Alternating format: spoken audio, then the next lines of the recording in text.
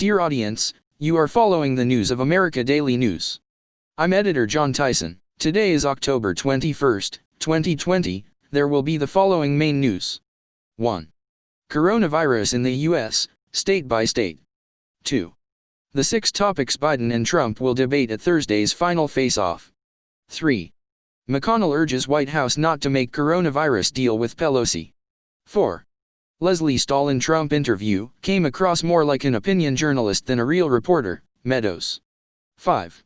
Mistake for Trump to focus so much on Hunter Biden allegations, says Mike Huckabee. 6. Arizona's battleground counties start tallying early ballots. 7. Biden denies family profited from his name, says no basis to Hunter Biden story. 8. Putin says U.S. Democratic Party, closer to social democratic ideas, would work with any future president. 9. Shooting at Texas nightclub leaves 3 dead, 1 critically injured, police. 10. NASA's OSIRIS-REx spacecraft makes historic touchdown on asteroid Bennu. 11. Snowstorm in Minnesota shatters record, causes hundreds of crashes and spin-outs. As of Wednesday, the novel coronavirus has infected more than 40,818,555 people across 189 countries and territories, resulting in at least 1,125,388 deaths. In the U.S., all 50 states plus the District of Columbia have reported confirmed cases of Covid-19, tallying more than 8,274,797 illnesses and at least 221,076 deaths. Here's a look at the 10 states with the most cases. 1. California. 884,739 cases. 2. Texas. 862,277 cases. 3. Florida. 760,389 cases. 4. New York. 486,480 cases. 5. Illinois. 354,457 cases. 6. Georgia. 342,438 cases. 7. North Carolina. 248,750 cases. 8. Tennessee. 233,569 cases. 9. Arizona. 232,937 cases. 10. New Jersey. 222,193 cases. Here's a look at the top 10 states with the most deaths. 1. New York. 33,366 deaths. 2. Texas. 17,558 deaths. 3. California. 17,069 deaths. 4. New Jersey. 16,227 deaths. 5. Florida. 16,105 deaths. 6. Massachusetts. 9,758 deaths. 7. Illinois. 9,537 deaths. 8. Pennsylvania. 8,516 deaths. 9. Georgia. 7,674 deaths. 10. Michigan. 7,383 deaths. The stakes couldn't be higher for Thursday's second and final presidential debate between Democratic nominee Joe Biden and President Trump. The showdown, coming with just 12 days to go until Election Day on November 3rd, is the last chance for both major party standard-bearers to make their case in front of a massive national audience watching and listening on TV, online and on radio. With so much on the line, it's no wonder the campaigns are trading fire over numerous aspects regarding the debate, including the topics. The Commission on Presidential Debates, the bipartisan group that's been organizing and running these face-offs for more than 3 decades, announced late last week that fighting COVID-19, American families, national security, leadership, climate change and race in America will be the major topics debated in Thursday's debate at Belmont University in Nashville. 10. Trump campaign manager Bill Stepien on Monday fired off a 2-page letter on Monday to the CPD urging the committee to rethink and reissue the topics for the good of campaign integrity. And for the benefit of the American people, we urge you to rethink and reissue a set of topics for the October 22nd debate with an emphasis on foreign policy, STPN argued. STPN emphasized that the final debate between the two presidential nominees in recent cycles has traditionally focused on foreign policy. And he noted that while the topics chosen by the debate moderator, NBC News' Kristen Welker, were serious and worthy of discussion, only a few of them touch on foreign policy. The 2020 election cycle has been anything but conventional or traditional, as the nation copes with the coronavirus, the worst pandemic to strike the country and the world in a century. Last week's second of the three scheduled debates between Biden and Trump was canceled after the commission decided to make it a virtual showdown out of health concerns, after the president was briefly hospitalized after being diagnosed with COVID-19. The president refused to take part in a debate that wasn't being held in person. Biden campaign National Press Secretary T.J. Ducklo responded by accusing the Trump campaign of lying. The campaigns and the commission agreed months ago that the debate moderator would choose the topics, Ducklo said in a statement to Fox News. And Ducklo accused the Trump campaign of lying about that now, because Donald Trump afraid to face more questions about his disastrous COVID response. As usual, the president is more concerned with the rules of a debate than he is getting a nation in crisis the help it needs. Here's a closer look at the topics, which will be debated in the 6 15-minute segments during the commercial-free 90-minute showdown. Fighting COVID-19. The pandemic swept the nation in February and March. More than 220,000 COVID-19-related deaths have now been recorded, and more than 8.2 million infections have been confirmed across the country. New cases have been surging in recent days nationwide, but most acutely in the Midwest and West. Over the past week, the daily average of new cases stands at 59,000, the highest since early August. And the rise comes as the cooler weather is forcing many Americans indoors. Over the past 7 months, Biden has repeatedly criticized the president for initially downplaying the severity of the outbreak, and for botching the federal government's response. The president has defended his actions, and has repeatedly claimed that the country's turning the corner in combating the coronavirus. Polls indicate the pandemic and an economy flattened by the coronavirus are the top two issues on the minds of American voters. Race in America. Expect the two candidates to clash over this topic as intensely as they will likely trade fire over the coronavirus. The issue has been front and center in the presidential campaign since the late spring, when the death of black man George Floyd while in police custody in Minnesota sparked months of protests and some unrest in cities from coast to coast over police brutality against minorities and racial inequity.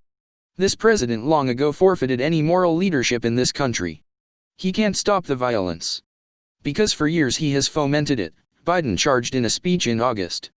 The president has targeted Democratic governors and mayors in cities where the violence has occurred, as he's repeatedly emphasized his law and order approach to quelling the unrest. The two candidates took aim at each other over the national unrest during their first debate late last month in Cleveland, Ohio. National security. This issue wasn't in the spotlight at the first debate. The wide-ranging topic could include America's relations with two of its major adversaries, Russia and China, and may also highlight attempts by Russia and China to interfere in our country's elections. But national security could also include domestic threats from white supremacist groups, Antifa, and the QAnon conspiracy theory. Climate change.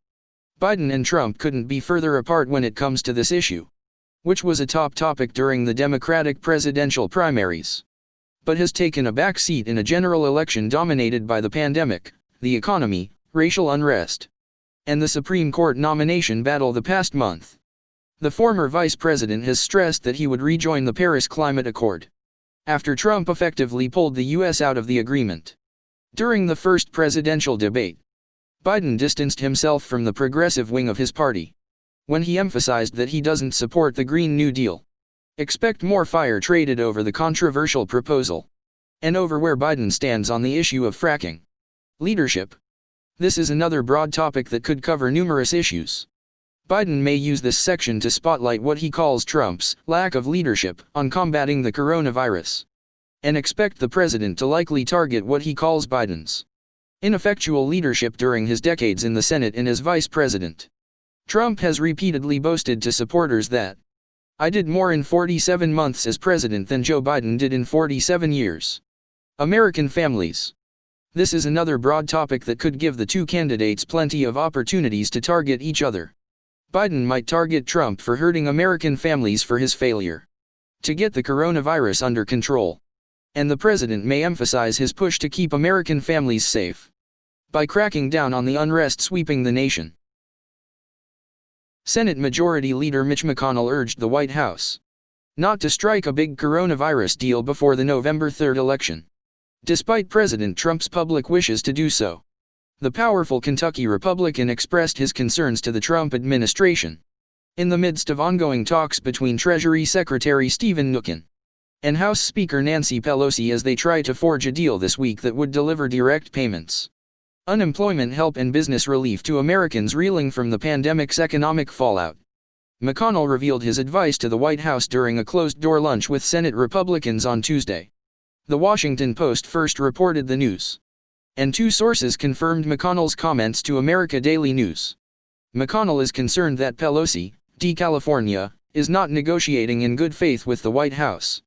And if a big deal is struck, which Trump has said he wants before November 3rd, then voting on the legislation could interfere with the confirmation of Amy Coney Barrett to the Supreme Court. A final Senate vote on Barrett's confirmation is expected Monday, October 26. Senate Republicans also want to avoid any public disputes before Election Day, as many conservative senators have grave misgivings about spending another roughly $2 trillion on coronavirus relief, especially as the 2020 fiscal year closed with a $3.1 trillion annual deficit. Republicans prefer a more targeted approach to help struggling Americans and businesses, and will try again Wednesday at passing a $500 billion relief package. Democrats are expected to deny the GOP the 60 votes necessary to advance the legislation, as they are holding out for a bipartisan deal between Pelosi and Mnuchin, who is negotiating on behalf of Trump. To the dismay of fiscal conservatives, Trump in recent days has publicly pushed for a huge deal, and told Fox and Friends on Tuesday that he wants to spend more than Pelosi's $2.2 trillion proposal. "Let me just explain," Trump said during an interview on Fox and Friends. "I want to do it even bigger than the Democrats. Not every Republican agrees, but they will.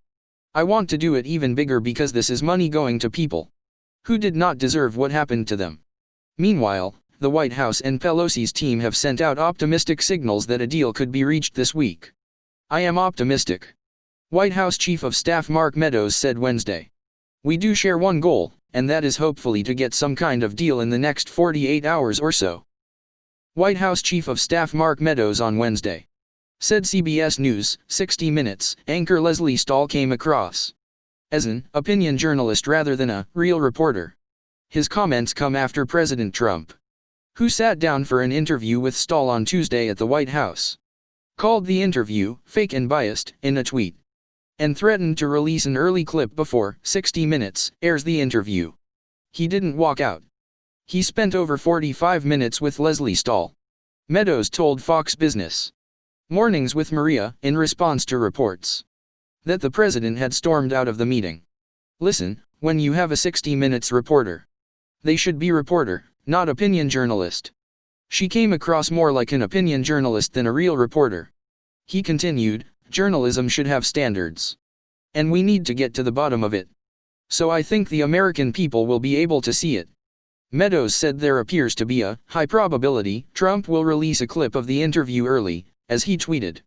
A CBS News spokesperson told Fox News that Trump cut the interview short, and a scheduled joint walk and talk with himself and Vice President Mike Pence was reportedly scrapped. The CBS News spokesperson said the White House had agreed to tape the interview for archival purposes only. Earlier, Trump called out the 60 Minutes correspondent for not wearing a mask at the White House, sharing a video of a maskless Stahl speaking with two staffers, both of whom were wearing masks. The CBS News spokesperson said the photo of Stahl without a mask was taken immediately after the interview, and that she had been wearing a mask in the time before the interview. President Trump is making a mistake if he focuses on the Hunter Biden laptop story on the campaign trail and at the next presidential debate. Fox News contributor Mike Huckabee said on Wednesday. "Yeah, it is a mistake because the average person doesn't understand it, it is too complicated, and, frankly, it doesn't matter to them." Huckabee said in response to Fox and Friends host Brian Kilmeade, who asked whether Trump should emphasize the story in the campaign's closing days. "They care about their health care costs. They care about their taxes. They care about safety in their neighborhood, on their block and in their yard. Focus on that and he wins the election by a landslide," Huckabee suggested. Huckabee's comments came after Trump campaign advisor Jason Miller said on Monday that in this week's debate the president will bring up allegations that Democratic presidential nominee Joe Biden met with a Ukrainian business associate of his son, Hunter, as reported by the New York Post last week. The Biden campaign has said that it reviewed Biden's official schedules from the time and no meeting, as alleged by the New York Post, ever took place. Democrats, including House Intelligence Committee Chairman Rep. Adam Schiff, D. California, who said on CNN the emails are part of a smear campaign coming from the Kremlin, have slammed the report. But Director of National Intelligence John Ratcliffe said on Fox Business on Monday that there is no intelligence to support Schiff's assertion. "I think Joe Biden is compromised. Joe Biden has now dodged this multiple times. Are you the big guy? Are you the chairman? Is Hunter Biden handling family expenses and setting aside money for you?" Miller said on Fox Business, Mornings with Maria. "If Kristen Welker, the moderator, doesn't bring it up, I think you're pretty safe to assume that the president will. Again, these are real simple questions." The comments by Miller could indicate a renewed focus on attacks on Biden's family from the Trump campaign as the presidential election is just over 2 weeks away. Miller also on Monday mentioned Joe Biden's brothers, Frank and James, accusing them of being grifters and making a lot of money off the system for years.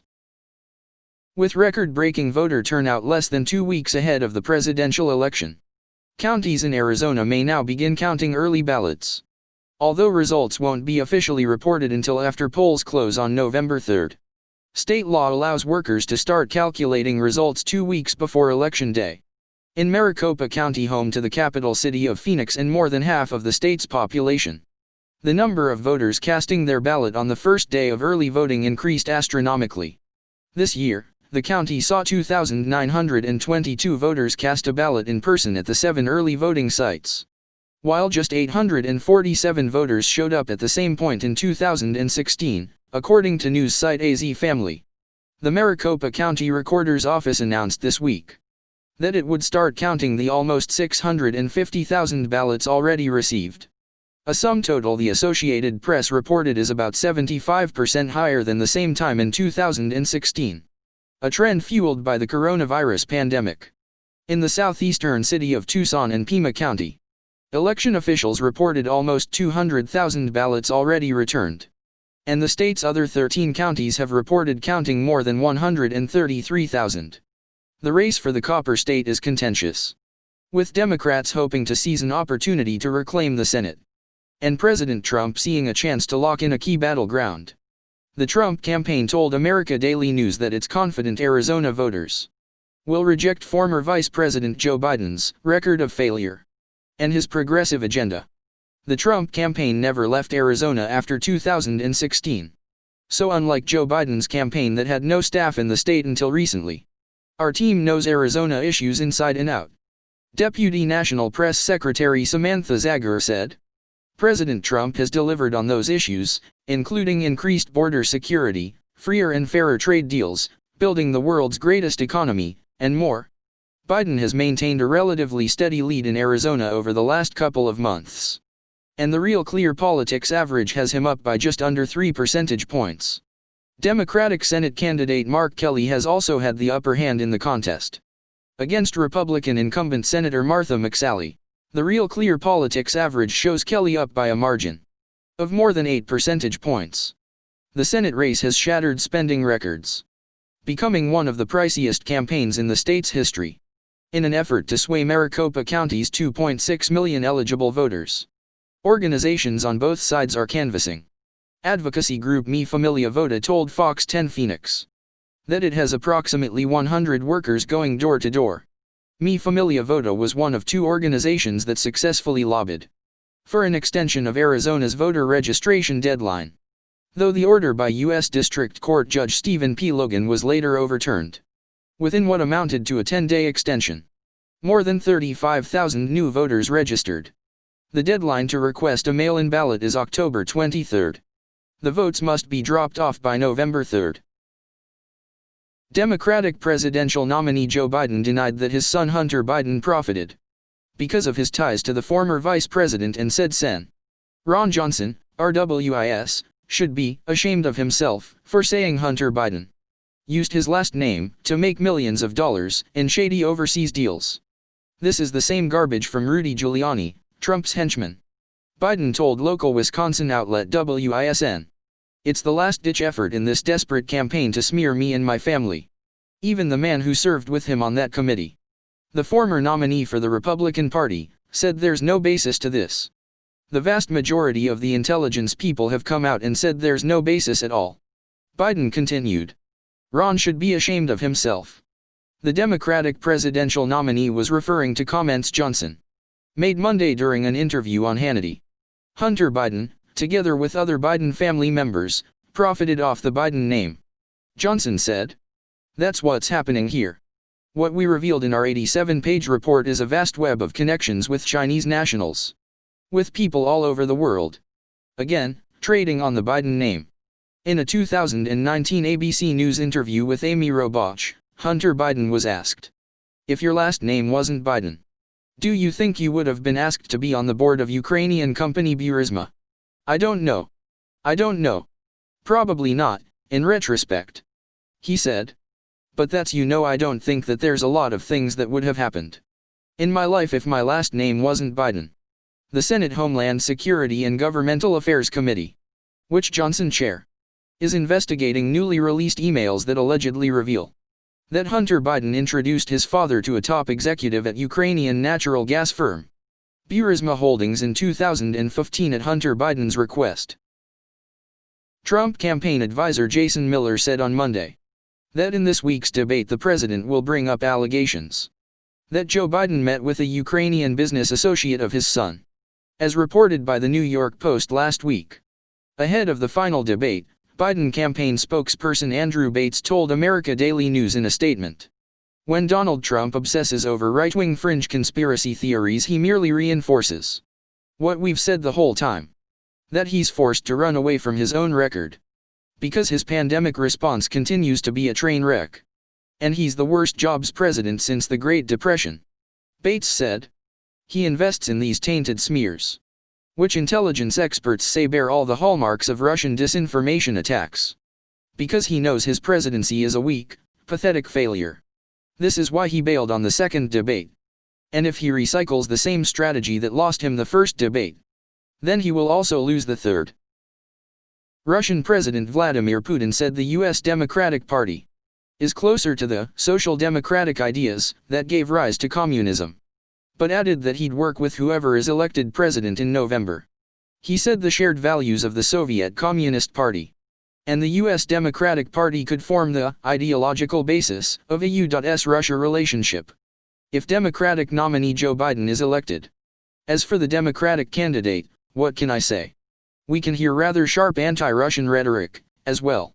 Regrettably, we have become used to this, Putin said in an interview this week with Russia's state-owned Rossiya TV.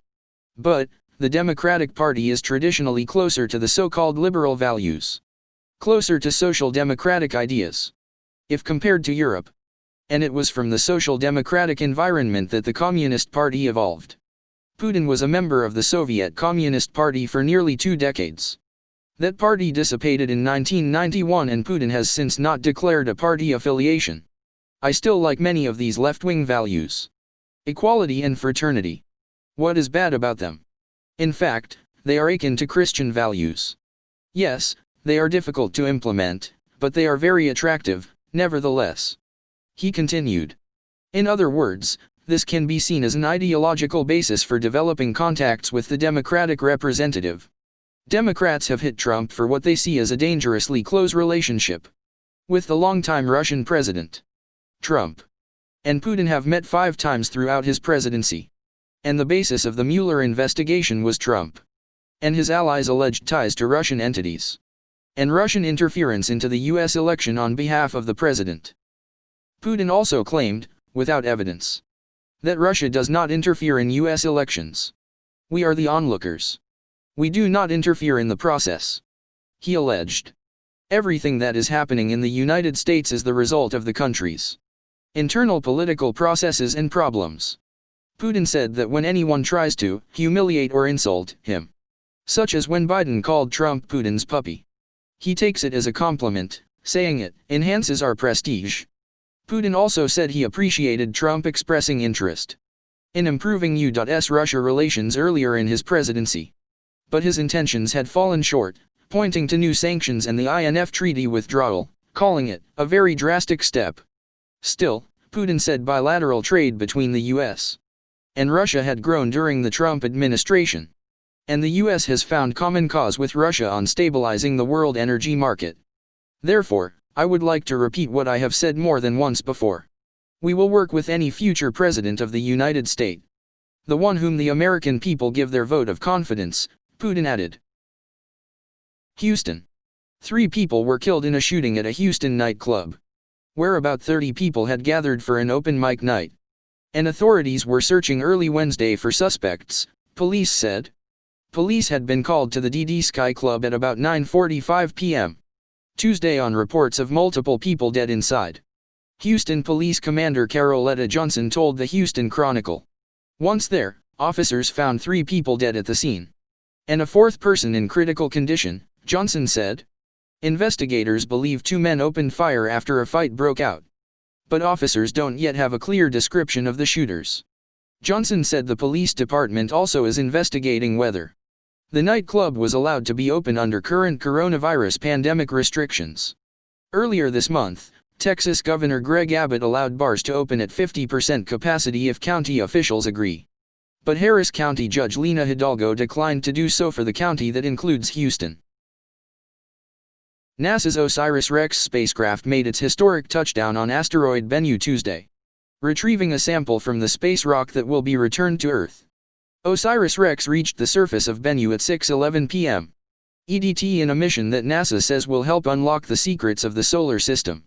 The tag or sample collection was complete at 6:11 p.m. EDT, and the spacecraft left the asteroid's surface. The Lockheed Martin-built van-sized spacecraft successfully reached a tennis court-sized crater named Nightingale. Boulders as big as buildings loomed over the touchdown zone. OSIRIS-REx used a robotic arm to grab the sample from Bennu, which is about 200 million miles from Earth. This is history, this is amazing, said Dante Loretta, professor of planetary science and cosmochemistry at the University of Arizona's Lunar and Planetary Laboratory, and OSIRIS-REx principal investigator, just after touchdown. It's almost hard to process everything that's happening right now. The mission is NASA's first to retrieve a sample from the surface of an asteroid. OSIRIS-REx will also provide information that could help protect our planet from a possible collision with Bennu. Bennu is about as tall as the Empire State Building, and could potentially threaten Earth in the next century, according to NASA. Bennu has a 1:2700 chance of impacting Earth in the late 2100s. But this mission will also help us learn more about protecting ourselves if necessary, the agency explains on its website. OSIRIS-REx, which stands for Origins, Spectral Interpretation, Resource Identification, Security Regolith Explorer, launched in September 2016 from Cape Canaveral Air Force Station.